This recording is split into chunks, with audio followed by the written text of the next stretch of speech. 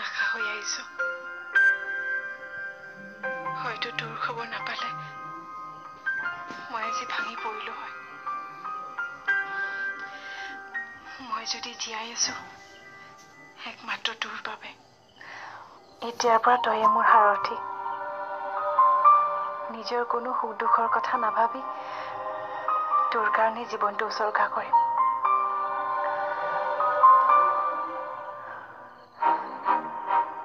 বহুত বহুত ধন্যবাদ ভগৱান মোক মাতৃত্বৰ সুখ দিয়াৰ বাবে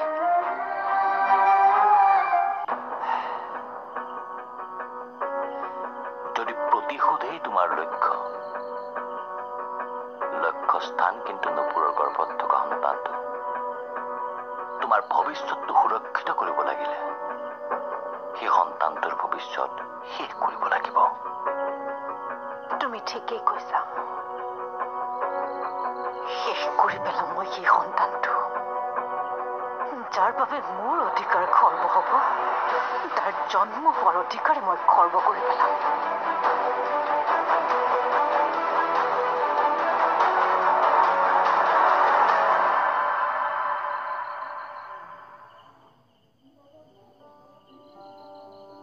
মা আপুনি মোক মাতিছিল বহাচোন ইয়াতে মই এতিয়া আহি আছো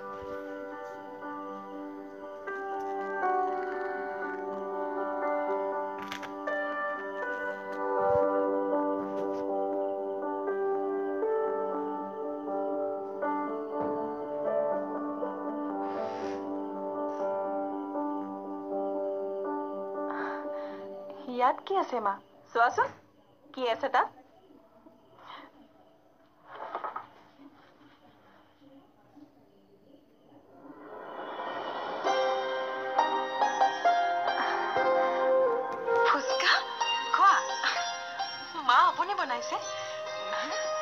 অভিয়ে আনিছে তুমি বোলে ফুচকা খাই বৰ ভাল পোৱা সেইবাবে সি আনিছে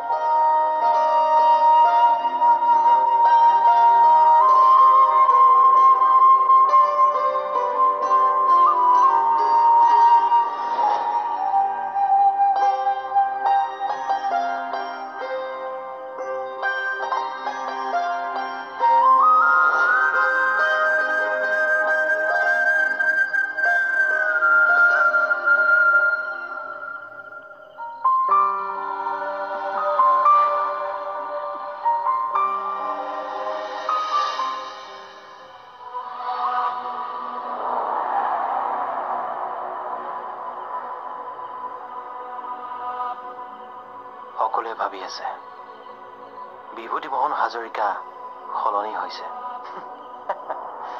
আৰে মাংসভোজী প্ৰাণীয়ে কেতিয়াবা জানো মাংস খোৱা বাদ দিব পাৰে একো সলনি হোৱা নাই মাত্ৰ ৰং সলাইছে জীৱনত বহুত হেৰুৱালো আৰু হেৰুৱাব নোৱাৰো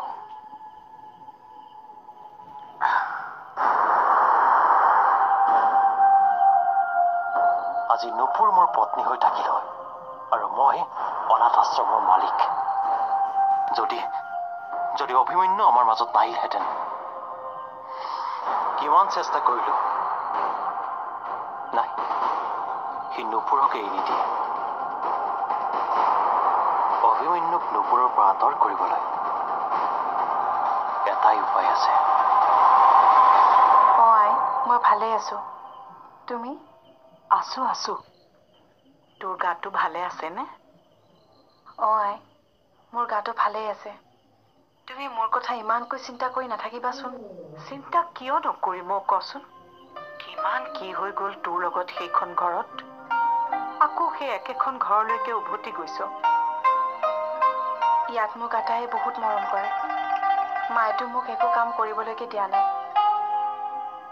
আৰু অভিমান্যুও মোৰ বহুত যত্ন লৈ আছে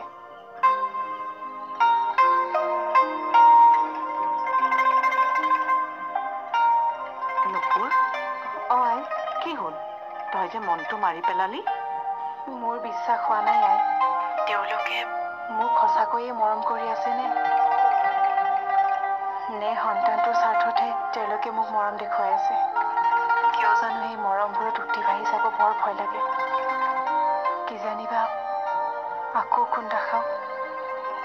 ধৈৰ্য ধৰ নুপুৰ, সময়ে সকলোবোৰ দেখুৱাব।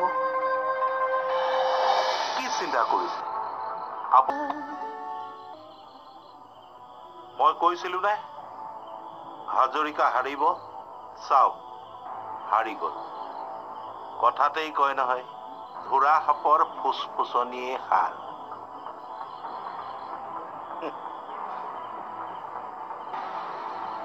কি চিন্তা কৰিছে? আপুনি এতিয়াও লেঙেৰা ঘোঁৰাত বাজি লগোৱাতেই আছে নেকি? নলগাব, বেয়াকৈ হাৰি যাব। নাই নাই গোবৰ্ধন, মোৰ মনে মানি ল'ব পৰা নাই। জীৱনত কেতিয়াও হাৰ নমনা মানুহজনে কেনেকৈ হাৰি যাব পাৰে? নাই, নেভাৰ। পুত্ৰ মোৰ, আচলতে তেখেতৰ বহুত ডাঙৰ ভুল হৈ গ'ল। নিজৰ ল'ৰাক অস্ত্ৰ হিচাপে ব্যৱহাৰ কৰি। যদি আন কাৰোবাক ব্যৱহাৰ কৰিলে হয়, ইমান দিনে তেওঁ আশ্ৰমৰ মাটিৰ মালিক হৈ থাকিলে। নাই নাই, মোৰ মতে তেখেতৰ নিশ্চয় কিবা বেকআপ প্লেন আছে, বুজিছে? আপুনি তেখেতৰ লগত ইমান বছৰ কাম কৰিলে, তেখেতক এইখিনিয়ে বুজিলে? ঠিকে কৈছে, মই বুজিলো, কিন্তু আপুনিহে বুজা। আপুনি হয়তো পাহৰি গৈছে গোবৰ্ধন, আমাৰ ভবা শক্তি য'ত শেষ হয়, তাৰ পৰাই বিভূতিমোহন হাজৰিকাই ভবাৰ আৰম্ভ কৰে।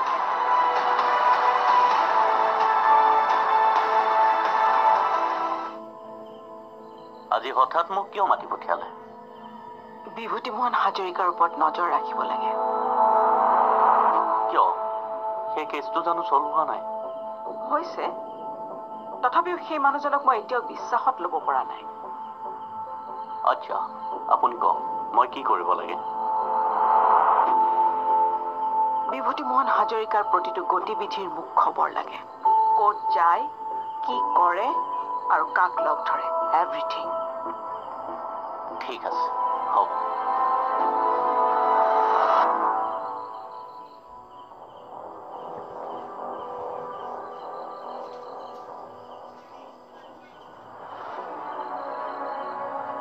আই, কিয় তুমি এনেকুৱা কৰিলা?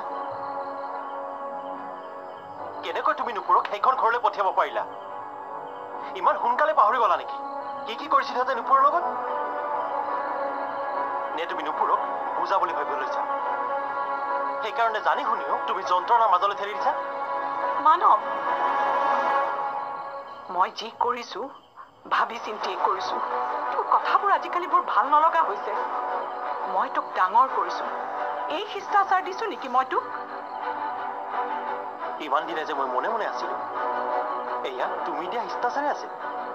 মই আগতে জানিছো অভিমন্যুৰ লগত নুপুৰ সুখী হ'ব নোৱাৰে, তথাপিও মই মনে মনে আছিলো। এই মুহূৰ্তত তই এটা কামেই কৰিব পাৰ, ভগৱানৰ ওচৰত প্ৰাৰ্থনা কৰ যাতে নুপুৰৰ কোনো অমংগল নহয়। তাৰমানে কি নুপুৰৰ জীৱন আমি ভাগ্যৰ ওপৰত এৰি দিম? ইমান দিনে মই তোমাৰ বিৰোধিতা কৰা নাছিলো, কিন্তু আই ডাঙৰে ভুল কৰিছে। সৰু দায়িত্ব জানো তাক দেখুৱাই দিয়া নহয়? ঠিক আছে, মই মনে মনে থাকিম, ভগৱানৰ ওচৰত নুপুৰৰ বাবে প্ৰাৰ্থনা কৰিম।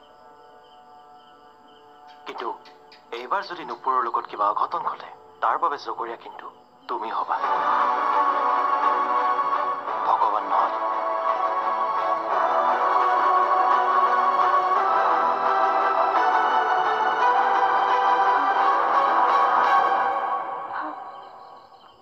এইবাৰ নুপুৰৰ জীৱনত কোনো অঘটন ঘটিব নোৱাৰে।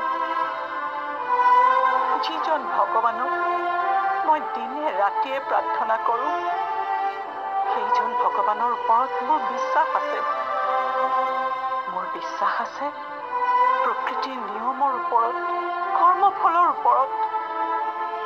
সদায় সৎকৰ্ম কৰি যোৱা নুপুৰৰ জীৱনটো ইমান দুখৰ হ'ব নোৱাৰে, নোৱাৰে।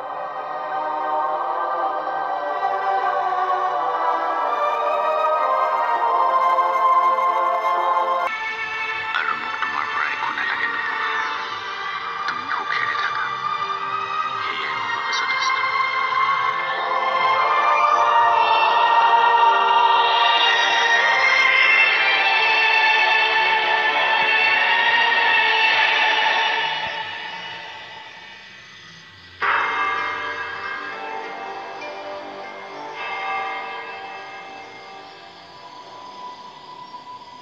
জন্ম হাৰ মানিবলৈ হোৱা নাই।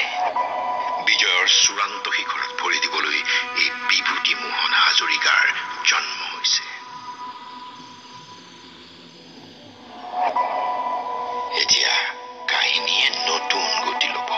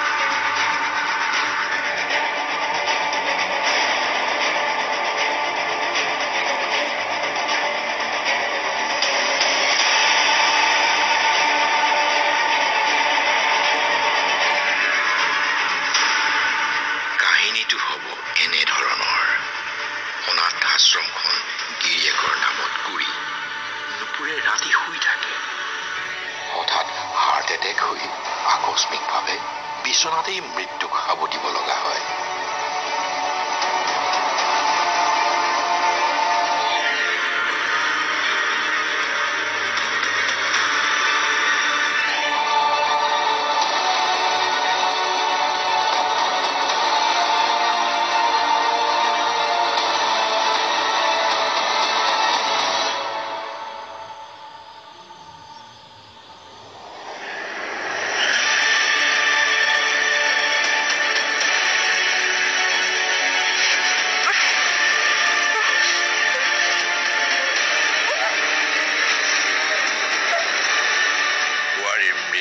পৰিয়ালৰ সকলো সদস্যই শোকস্তব্ধ।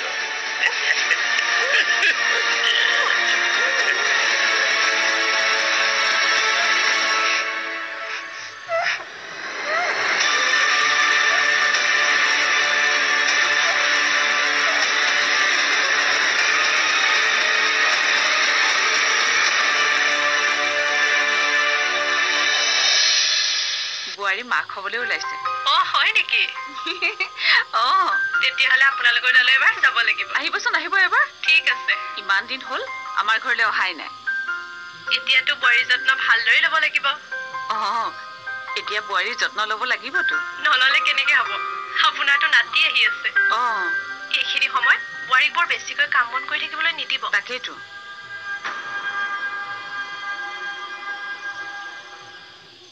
তই যেতিয়া মাৰৰ গৰ্ভত আছিলি তেতিয়া মই কামৰ খাতিৰত বাহিৰত থকা কাৰণে মাৰৰ বিশেষ যত্ন ল'ব পৰা নাছিলো।